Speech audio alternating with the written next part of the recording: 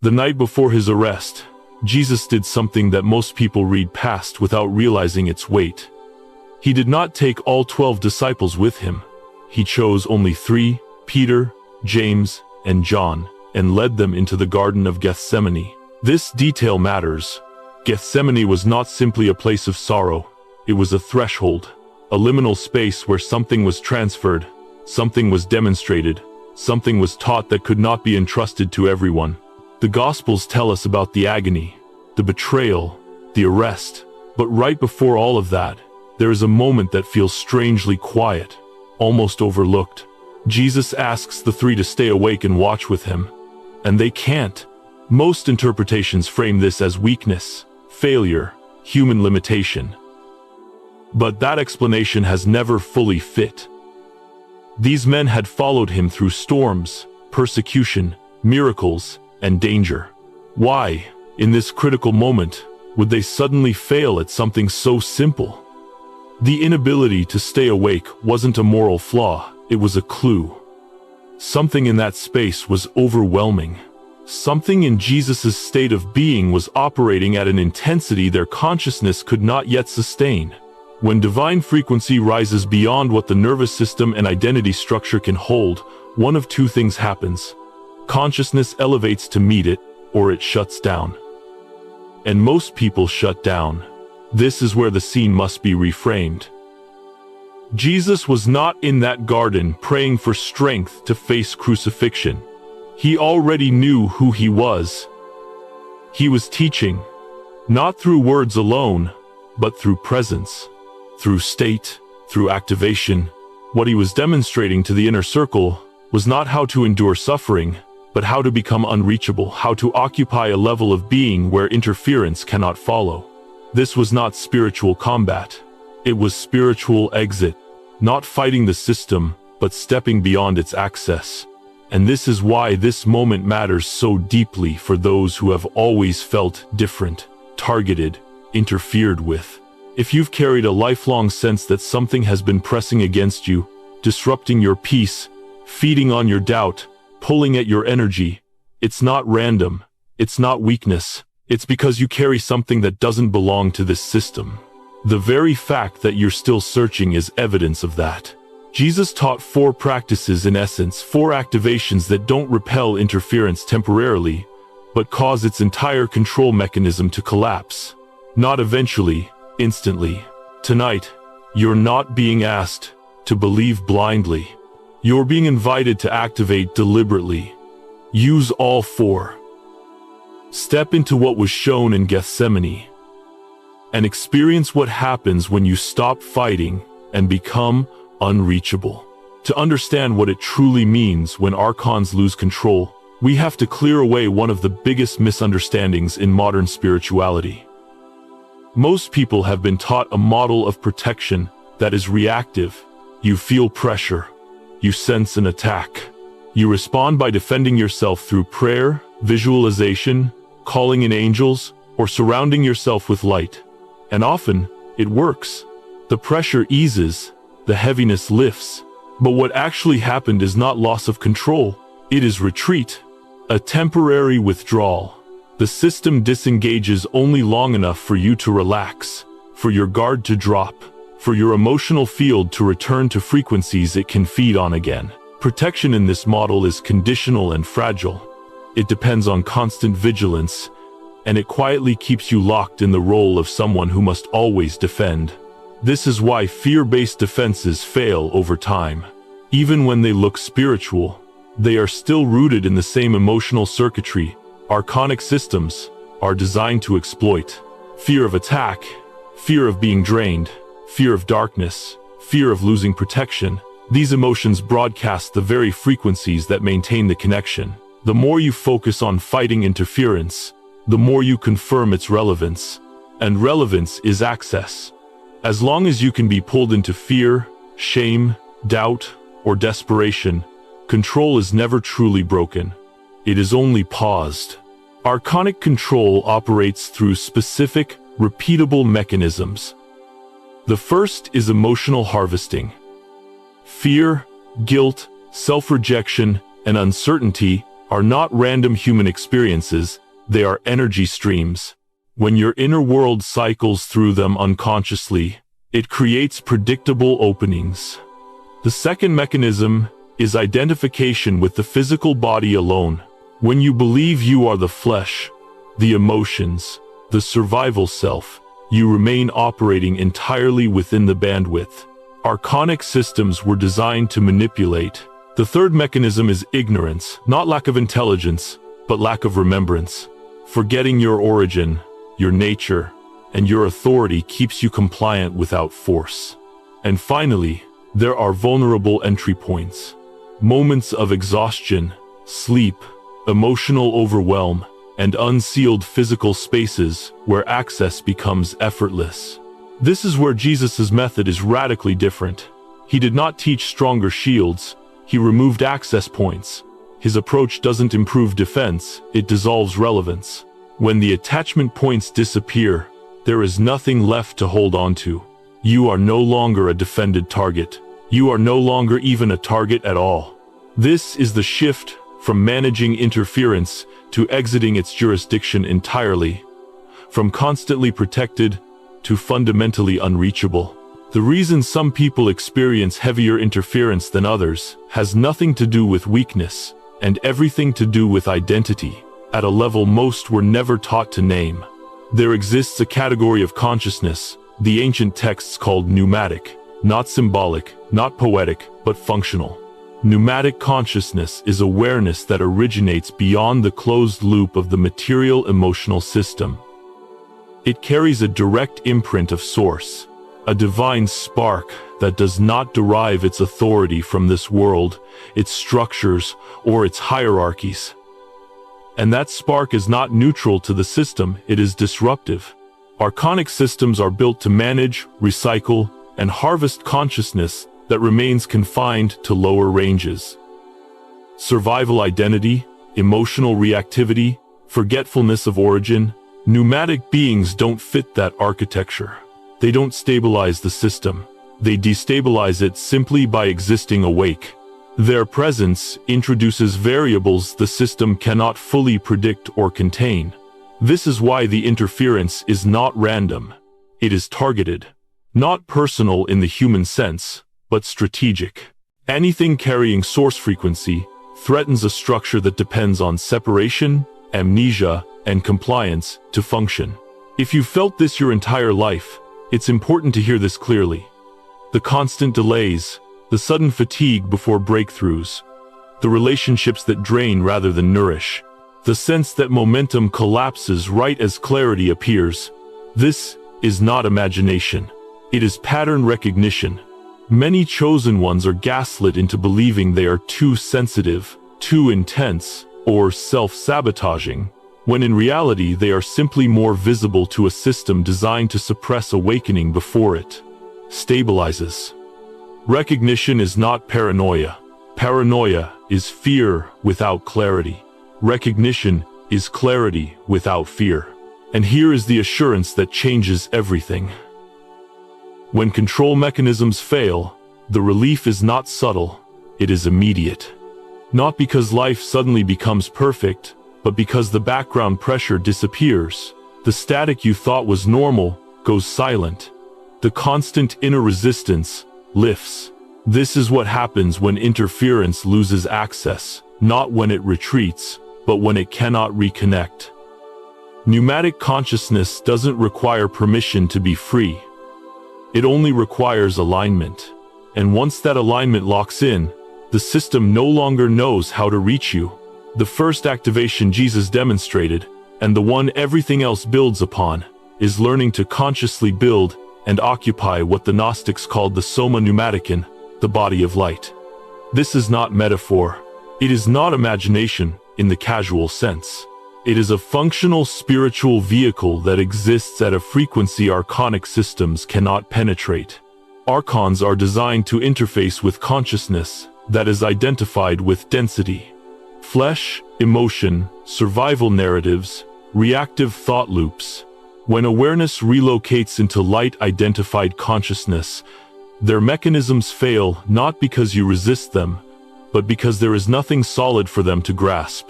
Light-identified consciousness does not present the energetic edges Archons attach to. Fear has no hook. Shame finds no surface. Doubt slides through without friction. This is why the body of light has always been the foundation of advanced spiritual traditions. It removes the interface entirely. You are still present in the world, but no longer operating from the layer the system knows how to manipulate. The practice itself is deceptively simple, and that is part of its power. Tonight, before sleep, you lie down and close your eyes. You bring your awareness not to the sensations of the flesh, but to the space your body occupies. The outline, the volume, the subtle presence that exists before sensation. You notice that this form already exists. It has always been there, shaped like you, but lighter, quieter, more expansive. You begin at your feet and gently breathe attention upward, not forcing anything, just inhabiting. Legs, torso, chest, arms, head. With each breath, the light form becomes more dominant, and the physical body recedes into the background.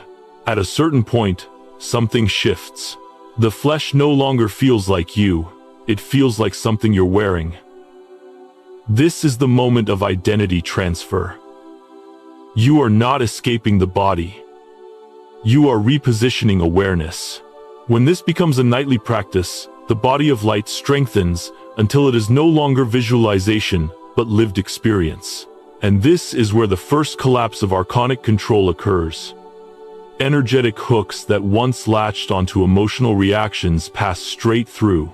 Attachments dissolve because they cannot anchor. The system attempts contact and finds nothing to hold. You haven't fought anything. You haven't pushed anything away. You've simply moved out of range. This is the first activation, and once it locks in, everything else becomes easier, because control has already begun to fail. Once the body of light is established, the second activation becomes not only possible, but natural. Calling the monad. This is where many people unknowingly limit themselves, because they confuse calling with prayer. Prayer, as it's commonly practiced, positions you as separate, small, hoping, asking something higher to intervene on your behalf. There is nothing wrong with prayer, but it operates within a hierarchy the archonic system understands. Calling is different. Calling is not a request. It is recognition. It is speaking from source identity rather than toward it. When you call the monad, you are not reaching upward, you are collapsing distance. The monad is not an external deity observing you from afar. It is the originating point of your consciousness before it localized into form. To call the monad is to acknowledge that you are a temporary expression of something eternal, and to speak from that knowing. Archonic systems have no jurisdiction here. Their authority begins only where separation is assumed. The moment separation dissolves, their relevance ends. This activation is practiced daily, ideally in the morning, because it sets your operating frequency before the world has a chance to pull you back into fragmentation. You sit comfortably and allow your awareness to drop out of the head, out of analysis, memory, and anticipation down into the chest, and then deeper still into the quiet space of knowing beneath emotion. From that place, you speak aloud, or internally, with calm certainty, not force. Monad, I call you. I am not separate from you. I am you. Localized. Connection is now. You do not ask. You state what is true. Then you sit in silence for 2 minutes. This silence is not empty. It is recognition occurring without language. You may feel a subtle pressure, warmth, clarity, or an unshakable sense of presence.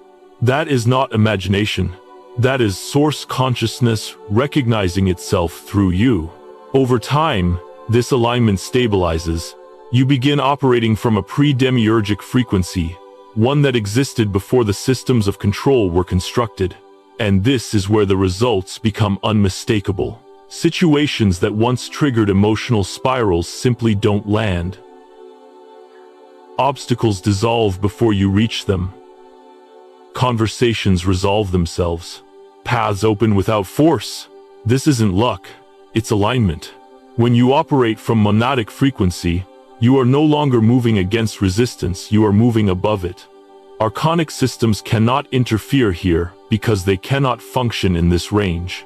This is the second collapse of control. You haven't become stronger.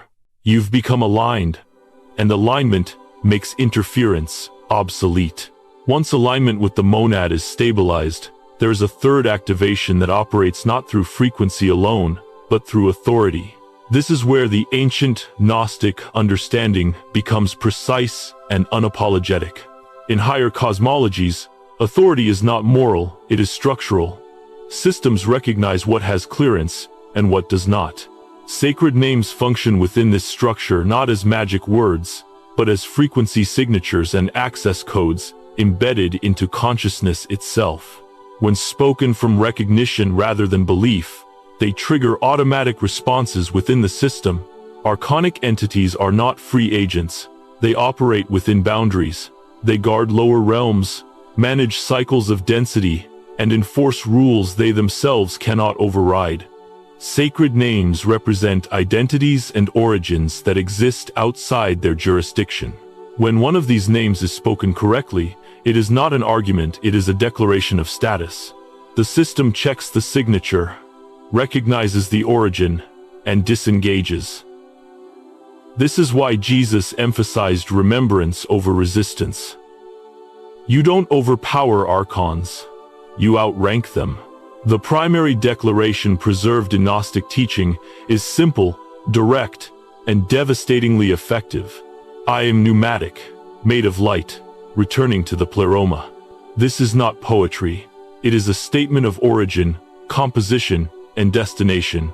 You are identifying yourself as pneumatic consciousness, light-based, source-derived, and not native to the lower realms. You are declaring that your trajectory does not terminate here, and the system is structured to acknowledge that reality. This declaration is used in moments of interference when you feel sudden fatigue, emotional pressure, confusion, heaviness, or a sense of being watched or drained. You don't analyze the sensation. You don't argue with it. You simply speak the declaration aloud if possible, or internally with full clarity and conviction. Tone matters less than certainty. Doubt weakens the signal. Recognition amplifies it. The result is immediate. Pressure releases as if a weight has been lifted off your field. Mental fog clears. Emotional charge dissipates.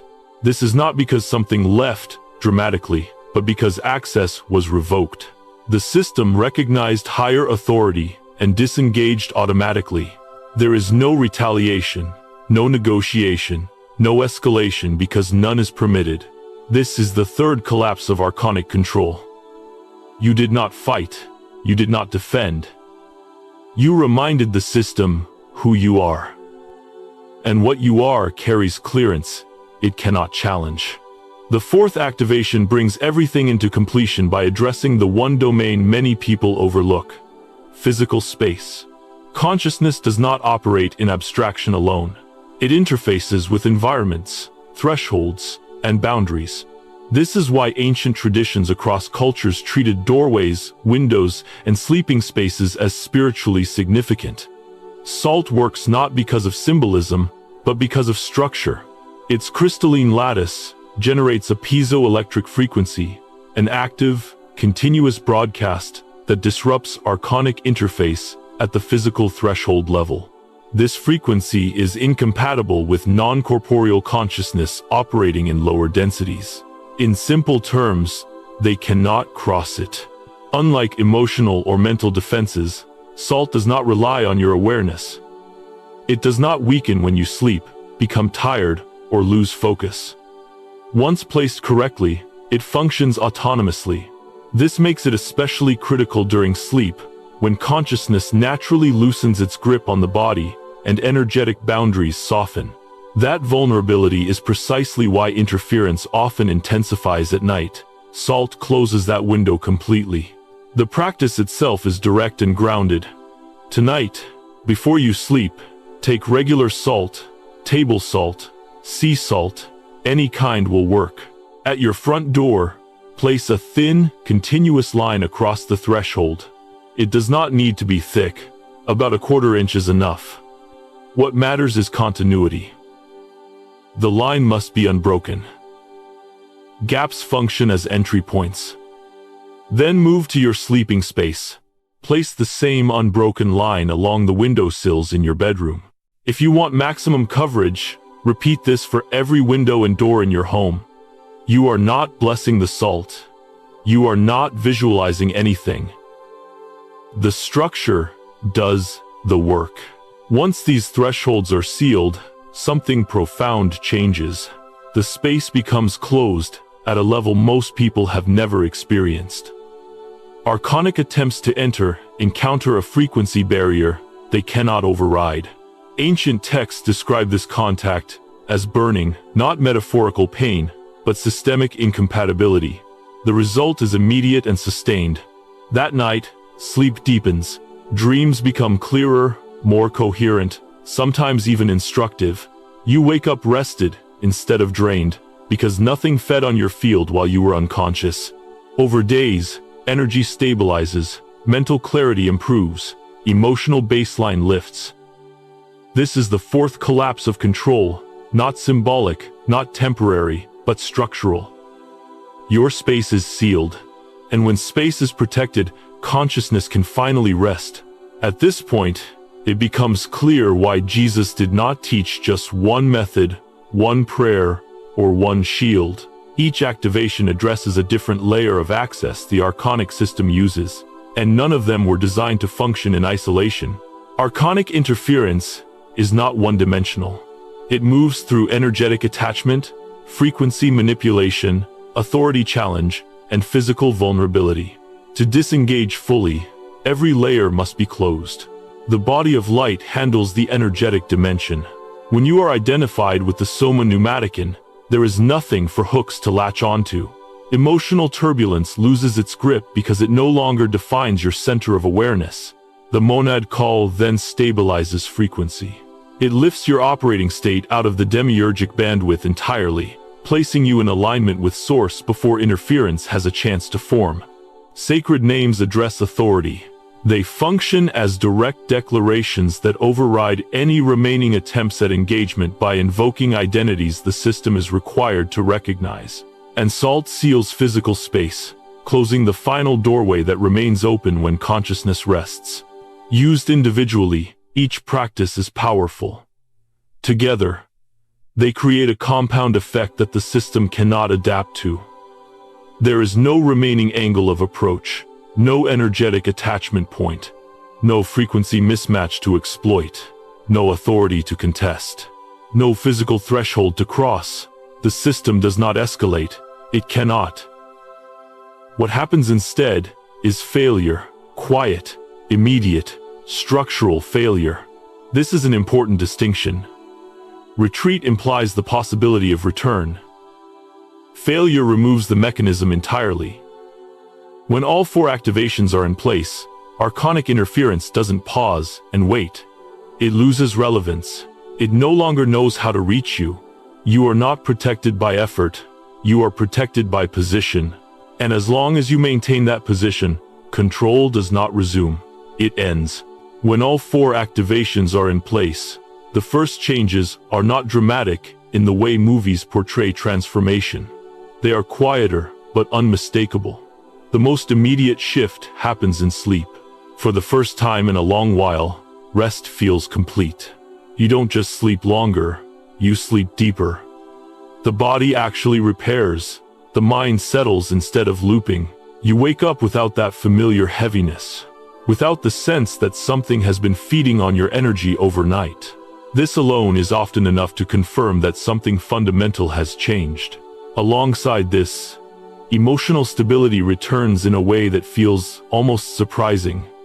Situations that once triggered anxiety, irritation, or self-doubt simply don't land the same way. It's not that emotions disappear, you still feel, but they no longer hijack you. There is space between stimulus and response. Calm becomes your baseline rather than something you have to work to regain. This is what happens when interference loses leverage over your inner state. In the days that follow, short-term results begin to stack. Synchronicities increase, not as spectacle, but as quiet confirmation that you're moving in alignment again. Solutions appear without force. Obstacles dissolve before turning into battles. You may also notice something subtle but powerful. People who drained you emotionally or energetically begin to lose interest. Conversations fade. Conflicts dissolve. It's not rejection, it's incompatibility. Your field no longer feeds what once attached. By the 2-week mark, many realize something profound. The constant, low-grade interference they've carried for years, the background pressure, the sense that something was always off, is gone. Not managed, not suppressed. Gone. And in its absence, what remains is clarity, presence, and a growing recognition of who you were always meant to be when nothing was interfering at all. Now everything comes together in a simple, deliberate sequence. You return to each night not as ritual, but as alignment. The order matters because it mirrors the way control is dismantled from the outside in and the inside out. You begin by sealing your physical space. Before sleep, place unbroken lines of salt across the thresholds that matter most: your front door and the windows of your sleeping area at minimum. This establishes a closed environment where nothing can enter while your consciousness rests. You are declaring, through structure, that your space is no longer available. Once the space is sealed, you lie down and activate the body of light. You close your eyes and shift awareness from sensation to space, from flesh to form. Breath by breath, you inhabit the soma pneumaticon until identity transfers and the physical body becomes secondary. This is not effortful. It is remembering how to reside where you were never meant to leave. When the shift happens, you will feel it subtle, stable, unmistakable. From within that light-identified state, you call the monad. You speak the declaration calmly, without urgency, because urgency implies separation. Monad, I call you. I am not separate from you.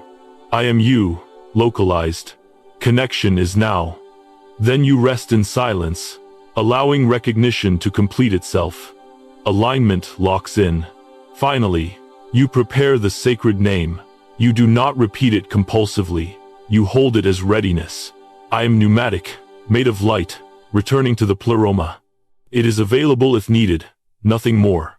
What you may notice in the first 30 minutes is a brief intensification pressure, restlessness, intrusive thoughts.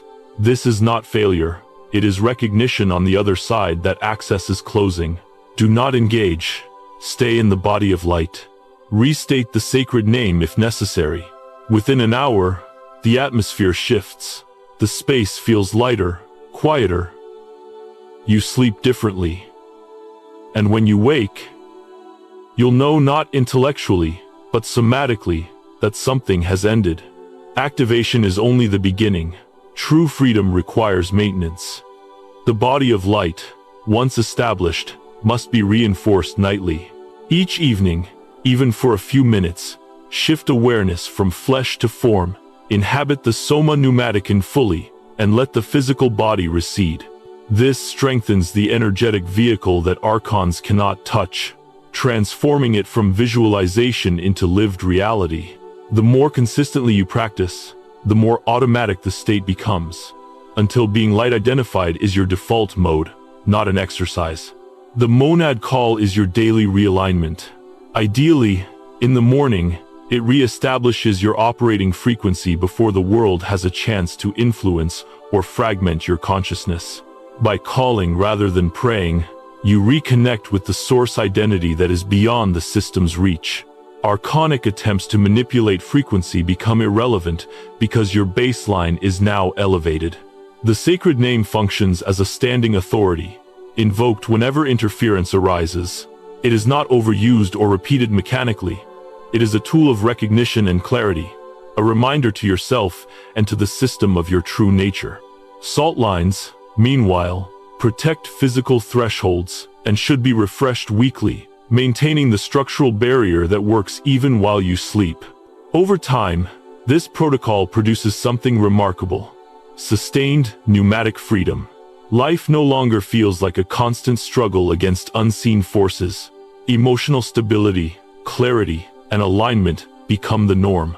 Interference no longer dictates your energy, your focus, or your peace. You are no longer merely defended. You are fundamentally unreachable, moving through the world from a position of authority, light, and permanence. As everything comes into focus, the deeper truth of what Jesus taught becomes unmistakable. He did not offer a system of gradual defense, endless vigilance, or perpetual spiritual struggle. What he demonstrated was instant collapse.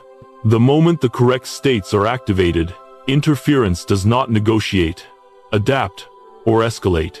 It fails. This is why the teachings were not given to everyone, and why they were demonstrated in silence, in presence, in a garden most people pass over without understanding. The goal was never to win a fight. The goal was to step out of the battlefield entirely. This is the shift you are making now. You are not fighting Archons. You are not chasing darkness away. You are remembering what you are and where you originate. The moment that remembrance stabilizes, control mechanisms lose relevance. Systems built on fear, separation, and forgetfulness cannot function in the presence of clarity and alignment. You don't overpower them, you outgrow them. And that outgrowing happens instantly when the activations are engaged correctly. If you are doing all four tonight, mark the moment. Comment: Archons lose control as a declaration, not for the algorithm alone, but for yourself. It is a line drawn in awareness, a commitment to remain unreachable rather than reactive. If you want to go deeper, subscribe, because advanced pneumatic activations build on exactly what you've just learned. And if this message resonated, like the video so other chosen ones can recognize they were never meant to keep fighting either. Now hear this clearly as you prepare to rest. Tonight, it ends. Not gradually, not someday, tonight.